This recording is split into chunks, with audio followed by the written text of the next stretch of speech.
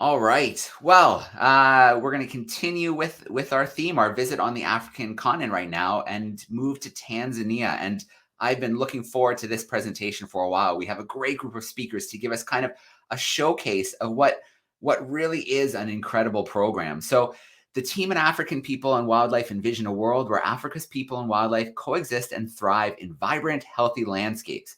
They work to protect wildlife, invest in people, and restore balance to wildlife and the diverse ecosystems they call home. So together with communities and other partners, they focus on priorities that deliver win-win sustainable solutions for people and nature, focusing on wildlife conservation and coexistence, natural resource stewardship, landscape restoration, sustainable livelihoods, and strategic partnerships. We're going to hear from 6 members of the team today. And I'm going to bring in the first member here with us right now. So Neovitis Sianga is joining us today.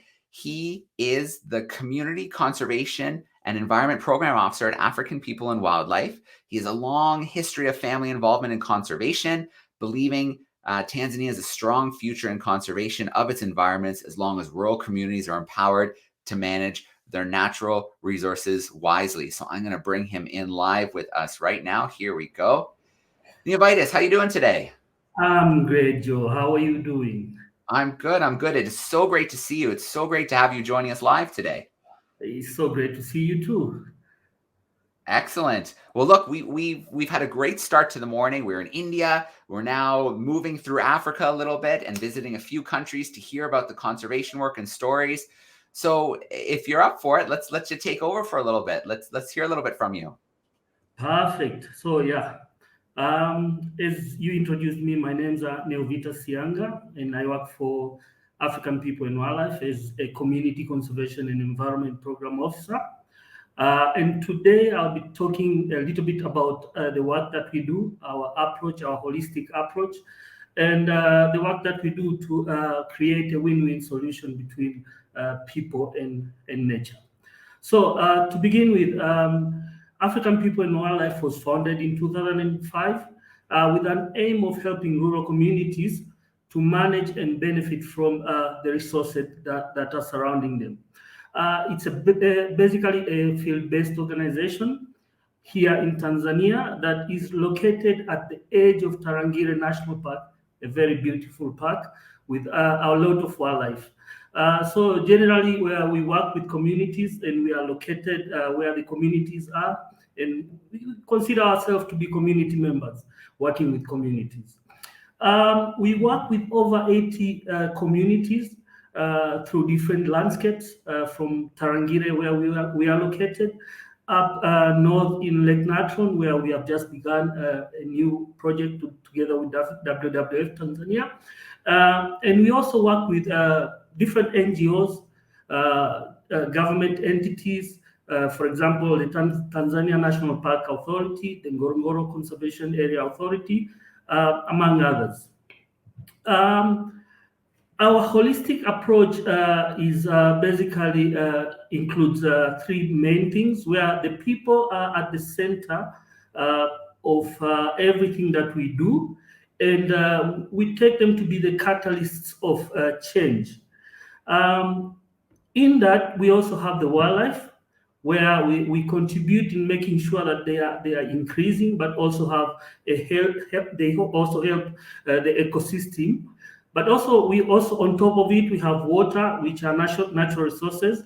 We try to ensure that they are shared equitably between the people and the wildlife. So, Looking at Neovitis, I'm sorry to jump in and interrupt your flow, but I'm just noticing that the screen share, it just has a okay, bar in front of it about your Dropbox. Can you just hit close on the? There we go. That's better. Perfect. okay, perfect. Sorry.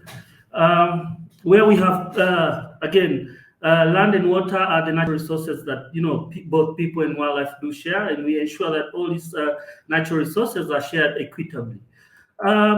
Looking at our core strategies for the holistic conservation program that we have, on top of it, we do strengthen natural resource stewardship, where we have both youth educational programs, adult programs, um, that, we help train community members on how best to manage their natural resources, but also benefit from the natural resources that are surrounding them. Another core of what we do is developing conservation enterprise. Basically, we work with women to ensure that they get benefit from the resources that are surrounding them, including the beekeeping program. And then I'll be talking more of conserving the wildlife and promoting existence with our flagship program, which is the Human-Wildlife Conflict Prevention Program, and also restoring and connecting landscape with our climate change program, under which we do have the Sustainable Rangeland Initiative. But also we do build strategic partnership with different organizations, both non-governmental and governmental organizations.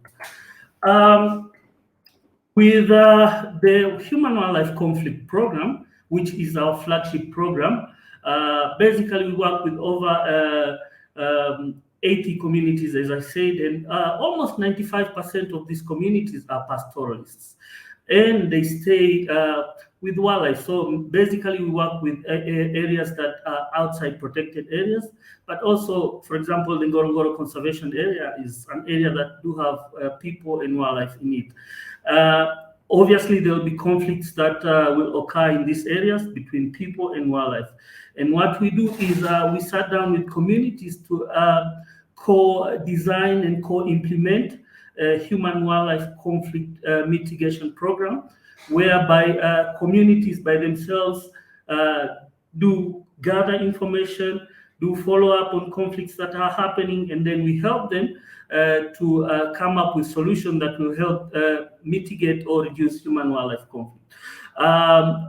Together with communities, we came up with a program called the Living Wall Program, which is a program that we together with the communities build up predator-proof corrals, which we refer to as living walls, to reduce human-wildlife conflicts at the homesteads. Up to now, as we speak, we have constructed over 1,500 predator-proof corrals in communities that, keep the livestock of pastoralists at night safe, while also the predators are enjoying their landscapes outside. So it's, again, a win-win situation between communities, but also the wildlife that is found around. We, as I said, we work with over 5 landscapes in Tanzania, 6 landscapes in Tanzania, and this is just one of the landscapes that we work with, which is West Kilimanjaro, where we also set up these predator-proof corrals. Together also with communities, we have what we call World Warriors of Wildlife, who basically do track wildlife. They go out to see where actually the wildlife are, so that they can help on mitigate or reduce conflicts, or respond also to conflicts that are happening down at their communities. These Warriors of Wildlife are community members from the different communities that we work with. They understand the different dynamics of the landscape, but also the different wildlife that are in those areas. This has really helped to, again, find the balance between communities and also nature that is surrounding them. I'd also like to talk about our other program, which is the Climate Change Mitigation Program, under which we have the Sustainable Rangeland Initiative. In this, we partner together with communities to monitor their grazing areas and manage their grazing areas for the betterment of their livestock, but also the wildlife that is surrounding them. We do this through regular data collection, assessment, which I'm sure my fellow colleagues Liz and Rama will talk more about this, and also active management for improved pasture for both the people and the livestock. Together with this, we implement with the communities small projects that will revitalize the quality of their grazing areas, so that these landscapes can both benefit the people and the wildlife. So we have projects like invasive species removal, We have projects like rehabilitating degraded lands, among other projects like water projects, to help communities to access and get quality pastures, but also quality water and other resources that are found around rangelands. We don't do this alone. As I said at first, we also do this with other partners, including non-governmental organizations, as I said, but also we do with government agencies, as I said before, like the Tanzania National Parks Authority and the Ngorongoro Conservation Areas. To look more on what we do, you can go through our websites, our social media is indicated there. Thank you very much, Joe. All right, awesome. So I popped that website up there on the screen as well, africanwildlife.org. And Neovitis, the list of projects is pretty impressive. And I think what's so important is so much emphasis is placed on the community and making sure the community has sustainability and a livelihood, because in turn, that turns around and that helps with the conservation, helps protect those wild places and those wild species. Yeah. So in the intro that I had for you, it was mentioned that your family has a long history in conservation. Do you want to touch on that a little bit? Yeah, so I come from a conservation family, from my grandfather, who was actually the first forest guard of Mount Kilimanjaro National Park when it was established back in the days. And in fact, he was awarded by Queen Elizabeth as one of the first forest guards in Tanzania in 1953. And then my dad is also a forester in that line of conservation too. And I'm here also becoming another conservation hero in the family. In fact, I was awarded by Disney a Disney Conservation Hero Award in 2019. Yeah. Oh, amazing. Carrying on an incredible legacy of conservation and well recognized, Neovitis. That's amazing projects, amazing work. And I'm excited to meet some more of the team. You've got an incredible team behind you, which I'm sure helps a lot. Yeah, for sure. Yeah, the team is really big. And again, almost 98% of the team are Tanzanians and local community members that we work with across Tanzania. So I'm sure you will be joined by Ramadan, Priska, and Liz to present more about some of the work that we do at APW. Absolutely. Well, Neovitis, thank you so much. I'm going to tuck you backstage for now. I'm going to bring in our next member of the team to share a little bit with us. Thank you very much. All right. So we are now going to bring in Elizabeth Nero. She is the Director of Monitoring, Evaluation, Adaptation, and Learning for African People and Wildlife. Liz oversees data collection and conducts analysis of all program monitoring data, including making sure it's accurate and correct. So I'm going to bring her in live with us right now. Hey, Liz, how are you? Hi, Joe. How are you? Thanks. Good, good. I love your background, a nice green background today. Difficult to find. I'm in the city of Arusha right now, actually, but was able to find a decent, quiet place. I'm going to share my screen if you guys don't mind. Absolutely. Let's get it queued up, and I'll let you know when it comes in.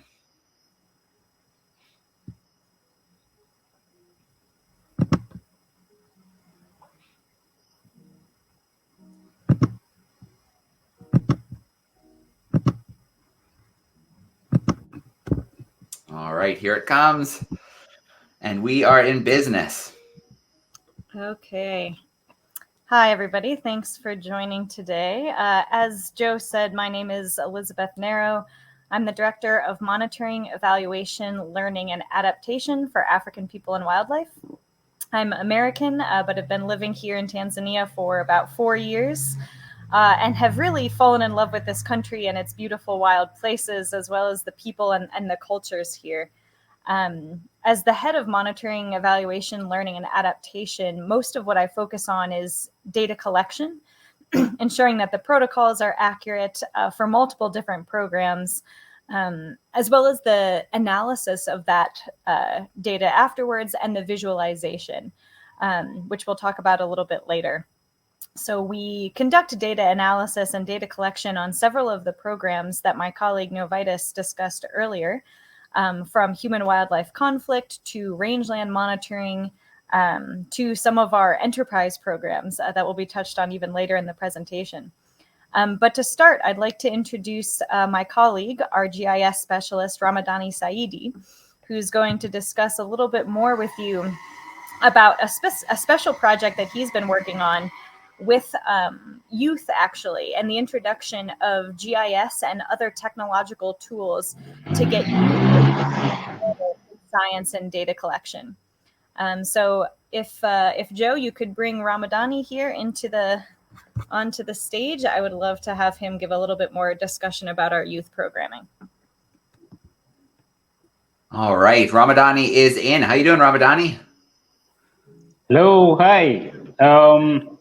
My name is Ramadan Saidi, as Liz introduced me earlier there, the GIS specialist.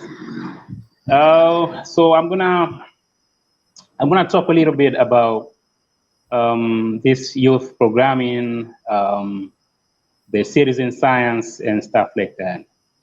So my colleague Neovitas started talking about the programs that as the African People and Wildlife has, and one of them being youth education program. In youth education program, we have this citizen science, and this is one of the new projects that I started working with, and in youth education program, they have environmental clubs that they are target groups. In those environmental clubs, then we use those environmental clubs to practice or to have this citizen science. So we have 13 primary schools and 6 secondary schools, and these are the schools that we have program, youth education program. So in those environmental clubs, those members, then me and youth education program members, all staff, we went to introduce the GIS concept in general, the data collection, because these students, according to the level of understanding and the significance and the complexity of the technology that we wanna introduce to these kids, we decided to go with secondary school, which we have 60 secondary schools, and the goal being to create that awareness and build that passion for science. So we went to those 6 secondary schools to give them some introduction of GIS and some sources of data. Like you can see there, we use that map, like a local map, showing their villages, where their schools are located on that map, just to get the sense of the concept of GIS. And talking a little bit about Arcgis Online, which is the platform that we're going to analyze the data that these kids they're going to collect. And as you can see from that picture, that was gadgets, GPS. We instructed them like how to get this, how can we map the locations, how can we get those coordinates by using that device there. And getting that general concept about GIS, Arcgis Online and Survey 123, which is the mobile data collection app, which is we use to when you have when they do have a method. We teach them a different methodologies, but when you have questionnaires and you want to conduct your survey, we talked about how we can create some forms using the questionnaire that they have developed, collaborating with their teachers and together with the department and the African People and Wildlife. as you can see, these kids, they're just instructing themselves. That picture shows they were doing some pilot studies, pilot surveys, like to how to collect data using the different topics that they selected themselves. Because we try to we consulted their teacher and type of topics that they teach. We advise them topics that are relating to the work or activities that TPW or African People and Wildlife are doing. And then they generate questionnaires, and I help them with creating forms that you can use them in Survey 123.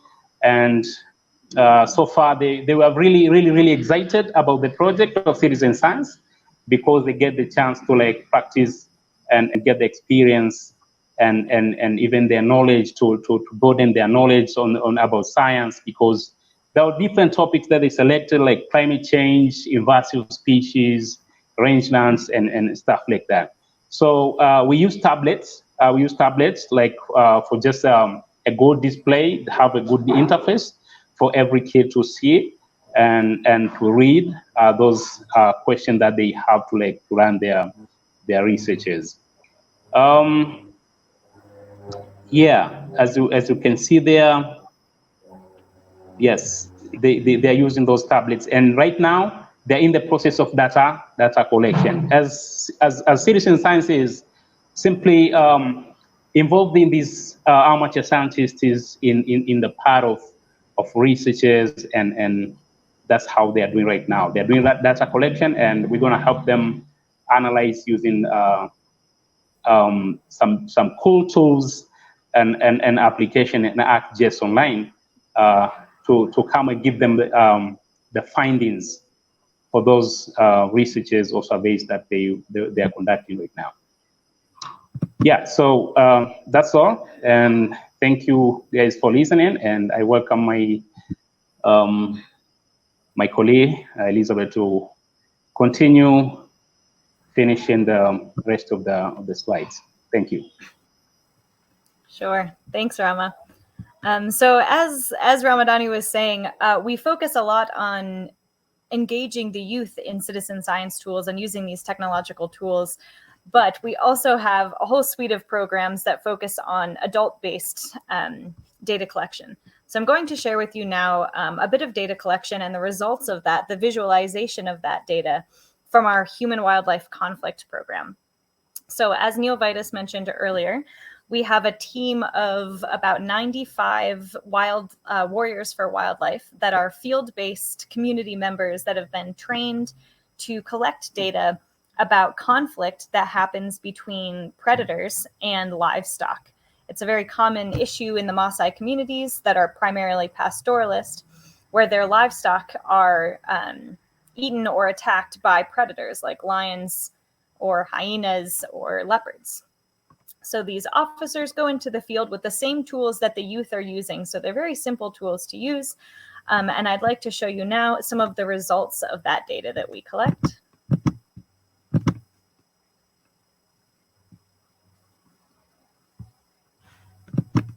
If it will let me share my screen again.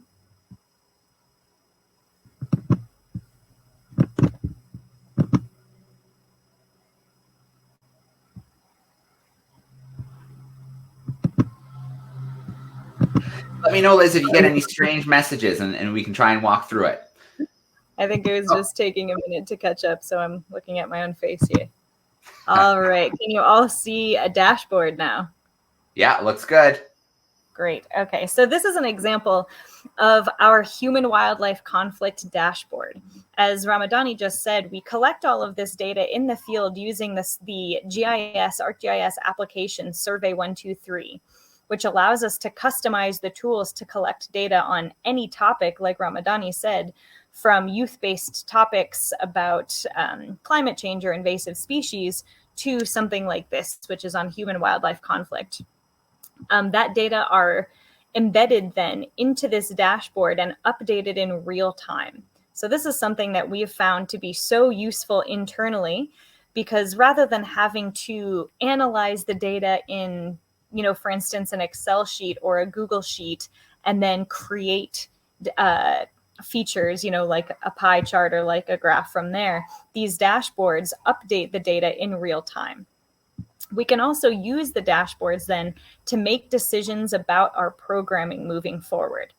So for instance, this dashboard shows that since we started collecting data on this, which was way back in 2013, we've collected or responded to over 4,000 conflicts between predators and livestock.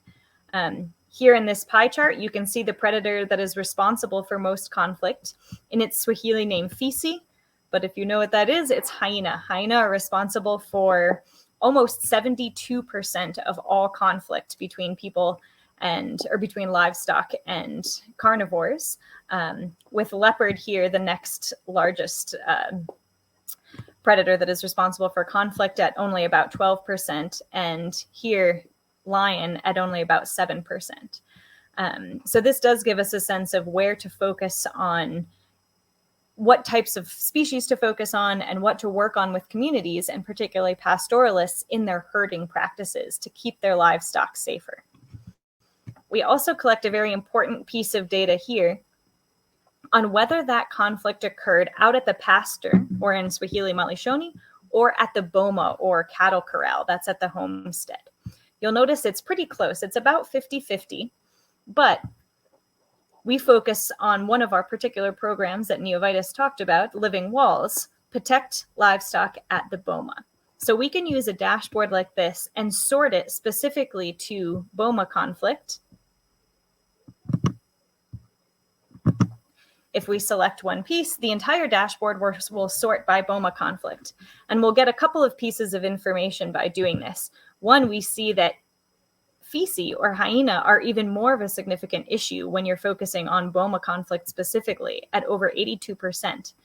We also notice that Simba or lion are much less of a problem at the homestead than they are, for instance, out at pasture. Now this bar graph at the bottom has the type of conflict, and it's separated out by district. So we work in 4 different districts in this program right now.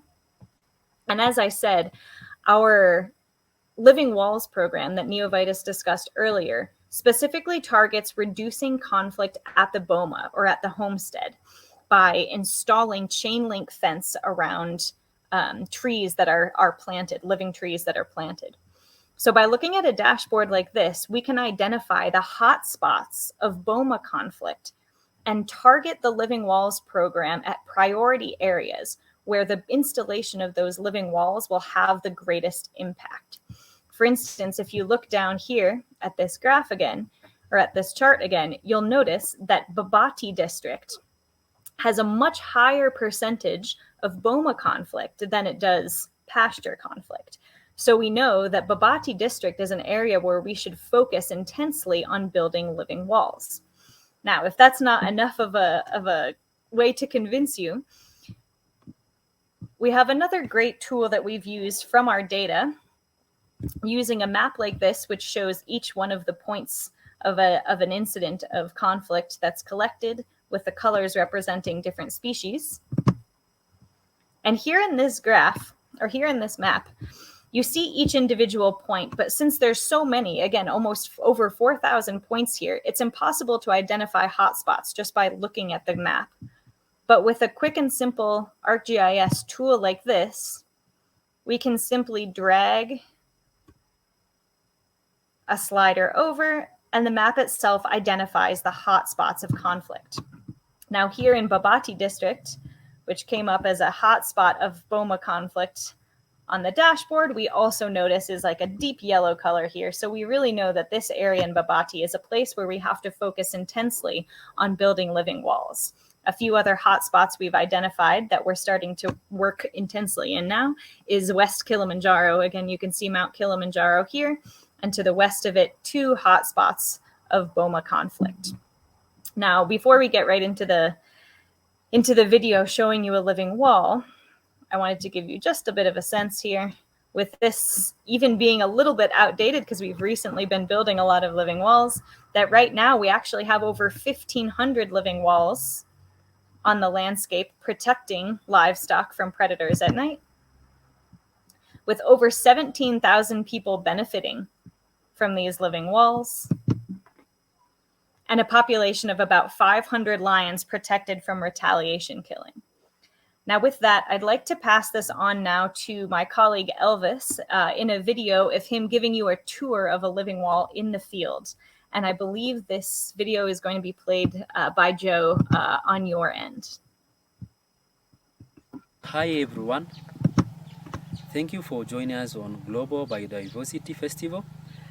My name is Elvis Kisimir, working at African People and Wildlife as Human Wildlife Prevention Program Officer. You see behind me, there is a living wall. This is one of our great intervention we are using to prevent predator from attacking livestock inside the boma. As you see, this type of the boma is made up of Commiphora africanus, the pole you see inside, and chain link. Let me go inside and show you how the livestock live inside the boma.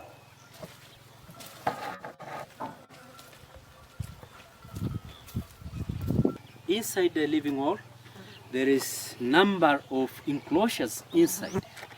As you see, this is different from the outside. We didn't put Commiphora africanus or chain link because after installing living wall around, livestock inside are safe. So they have to divide enclosures of different type of the livestock.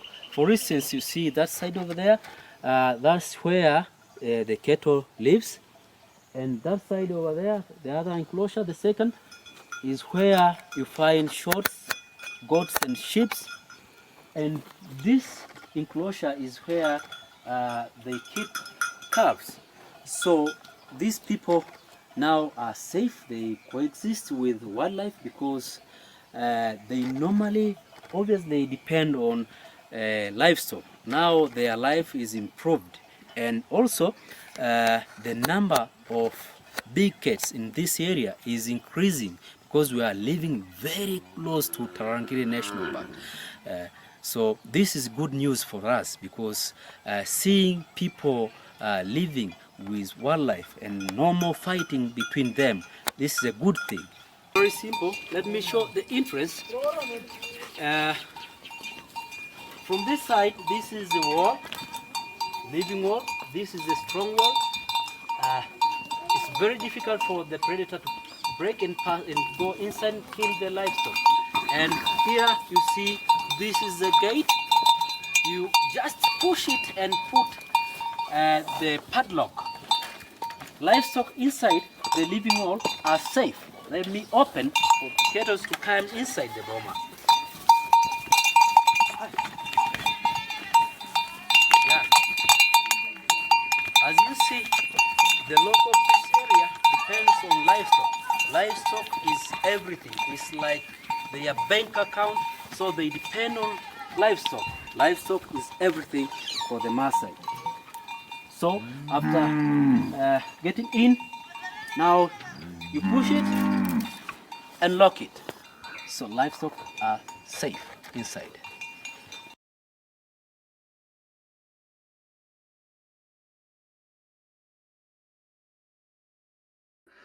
All right, Liz, that was such a great video. That was awesome. You have to thank Elvis for us. That was, and I mean at the end too. What an effect bringing the cattle in at the end to really illustrate how those bomas are so good for protection. Oh, Liz, you're on mute. Sorry about that. Yeah, we were very grateful that Elvis was able to go out to a living wall just this past week. And again, the community members that allow us to come and visit them early in the morning when they're bringing the cattle in and out.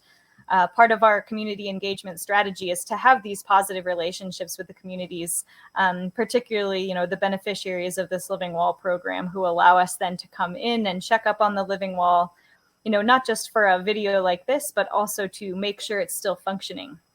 So Elvis will do a full assessment, make sure that the trees are growing well, that the hinges on the door work well, so that that living wall can be the sustainable long-term solution we intend it to be. Awesome. Well, Liz, what do you think? Is it time to bring our final speaker, Priska, in to hang out with us? Yes, I think Priska is ready to go. And again, I will screen share for her. Perfect. Well, let's bring her in here now. Hey, Priska, how are you? I'm very fine, Joe. How are you? I'm good. I'm good. I love your background. Another nice green background. Thank you so much. As you have said, my name is Priska Urio, and I'm a gender specialist for the African people and wildlife here in Tanzania. I'm glad to be one of the presenters or to take part in Global Biodiversity Festival today. And as a person, I am passionate about uplifting the lives of the minority in the community. And this led me into specializing in gender and development. In our community, especially in the rural areas like the Maasai staples where we work, women and girls are the most marginalized groups. They lack power to decision making at the very angle of this, and from the household level to the community level. They do not own productive resources, and their participation in public sphere is very limited. For example, taking positions in leadership. And this is because of some outdated culture and traditional practices and the patriarch system in our community. There are some sectors up to now that have limited amount of women representation in leadership positions here in Tanzania. For example, the conservation sector in our country has not yet got enough women in power. And again, this is because of the community perception, and they perceive it to be more of roles of men.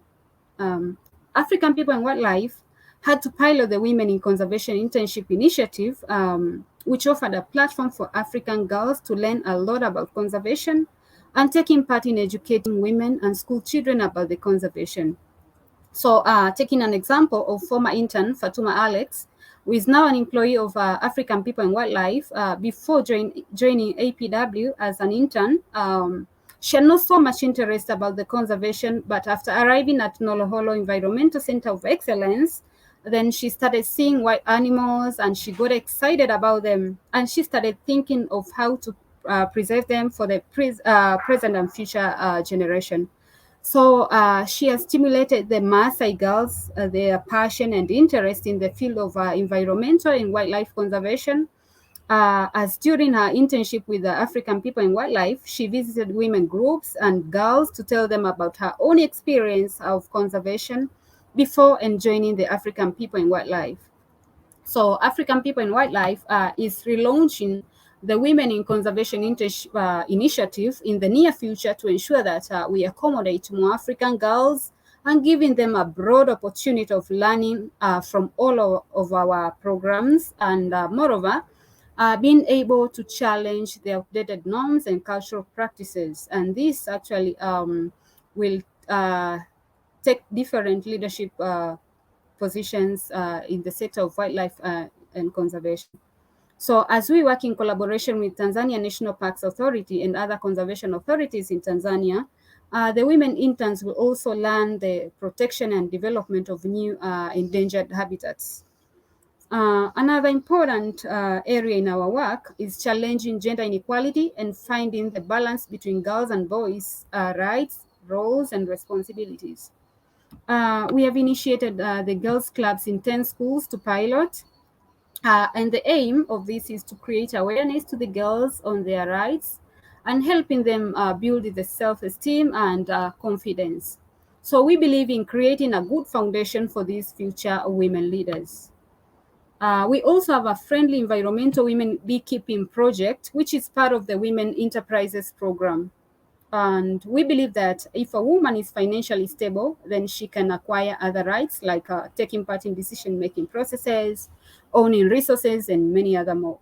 So as African People and Wildlife, we have organized women groups and facilitated them to start up the beekeeping project by giving them trainings of beekeeping, startup funding, which was given in kind, and creating a market linkage that they sell their bee products like honey and other value-added products.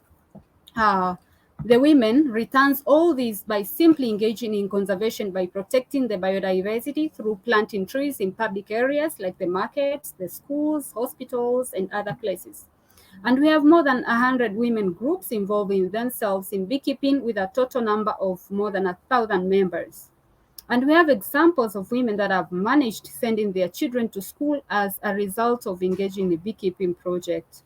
So I can just mention a few like Nasinyari Damas of Lobosiret village and Mama Neema of Lobosoit village that have taken their girls to advanced secondary school as a result of engaging themselves in these friendly environmental projects. So women do gain confidence and power of deciding on their different uses of the household resources. And this is because they also take part in producing. They no longer stay at home and being called some unpleasant names like goalkeepers. I can just cite an example of a special seat ward councillor who is a member of Mkombozi group at Lobosiret village. So her mother, who we refer her as Mama Helena, joined the women beekeeping group, and she actually inspired the daughter to also participate in groups because her income increased and she started meeting the household demands and the needs. So after seeing that, she joined the Mkombozi group and she gained confidence in the ability to dare standing for the party competition for the position of the special seat ward councillor, and she won. And this is an ongoing work that we believe will reach as many women as possible and create a change we want to see in this world. So these women meet and work in their program building. This is a Women Enterprise Center, which is situated at Lobosiret village in Kilimanjaro district. In this building, they process and pack honey. After harvesting, they also engage themselves in different related activities like making candles, skincare oil, and lip balms. And all these are the bee value-added products which are made out of bees products. So the women groups have a plan of extending their business by learning additional skills like making food bee wax wraps. This aims at minimizing the effects of plastic in the foods we eat. This building also serves as a market outlet for the women's product and a good platform for them to gather in their lending and saving groups for networking and learning different other skills. For example, making the bead bracelets, the chains, and hence they sell them and increase the household income. And the study also shows that women give greater priority to protection and improving the capacity of nature, maintaining farming lands and caring for nature in the environment's future. So as far as biodiversity is closely connected to development, access to resources, income generating activities, food and essential household products, then it is important for women to take part. And lastly, I would just like to remind you that yesterday was World Bee Day, and we filmed some activities at the center with our beekeeping program officer, Samson Bear. So welcome to watch. Thank you.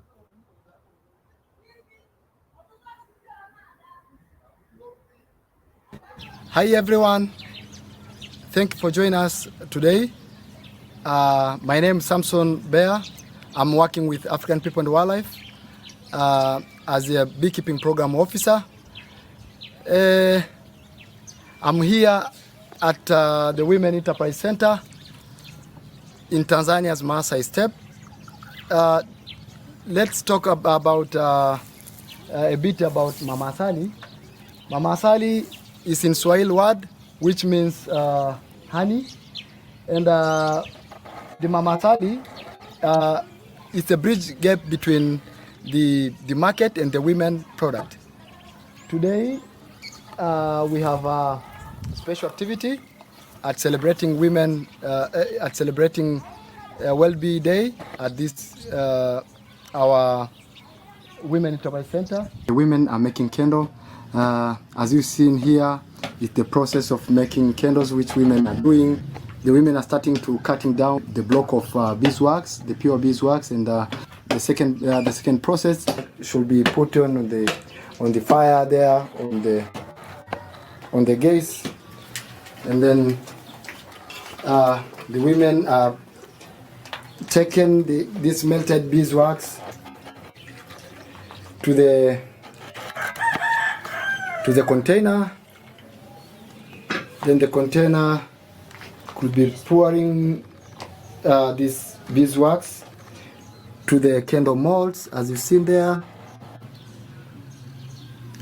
And then after cooling the beeswax to the candle mold, then you see the women are take out. This has been cooling for some minutes. Then they take out. As you've seen, they're taken to the mold from different shape, and then we have several types of mold. Let us see this different type of candle. We have a Christmas candle, we have an elephant, we have a tortoise, horse truck, we have a house, and we have a elephant mode candle. Oh, that's wonderful. One of the activity which women are doing is planting trees to their social areas, like this one area which women their own is their enterprise center. It's continuous activity of women doing to conserve environment and for them and to mobilize other peoples, like other groups like women's are doing different groups to planting trees around their social areas, like hospital, schools, even government offices.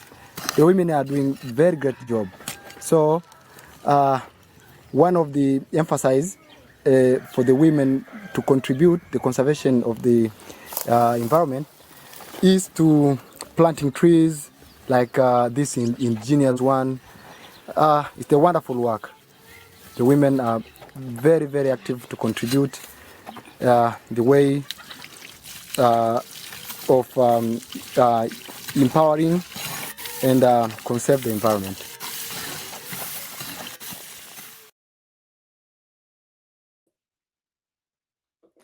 All right, I'm going to bring myself back in here after that really cool video, and let's bring Priska back in here for a moment. Priska, those candles are incredible. I was not expecting that variety of really cool designs. Wow, thank you so much. We are glad.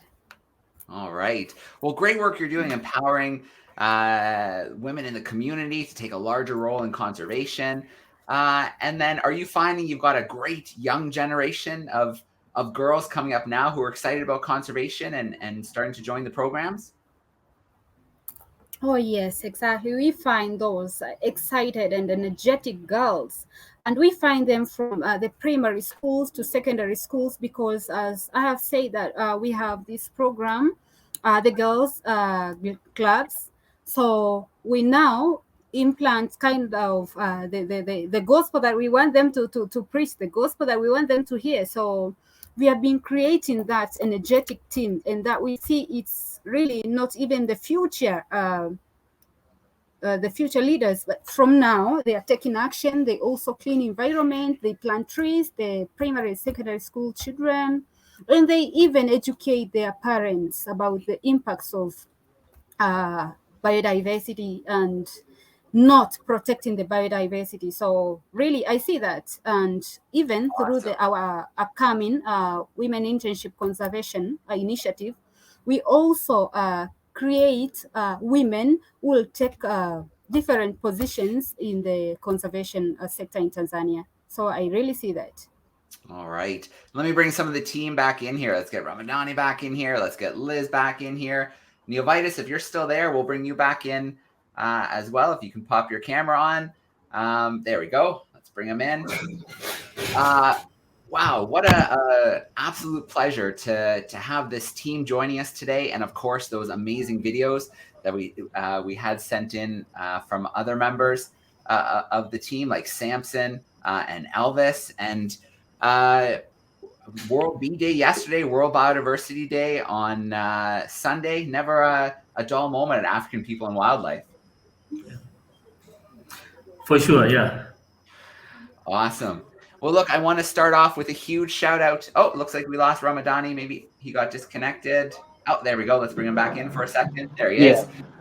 Hey, Ramadani, and thank you for the work you're doing with the kids. I know there's a 95-person team kind of working with Liz, collecting some of that GIS, and I imagine that team of youth will eventually have a more active role getting out in the field soon. Absolutely. Yeah. All right. Yeah. I can't. I'm losing. I can't hear you. You're breaking up, Joe. Oh, sorry, Yeah, Ramadani. I was just saying that you've got a great team of youth that are going to be future GIS specialists out in the field, getting great data. We certainly hope so. I think he's having connectivity issues. All right. They're collecting right now. Yeah, that's okay. Technology doesn't always cooperate, but I'm glad it worked while you were presenting. That's the most important thing.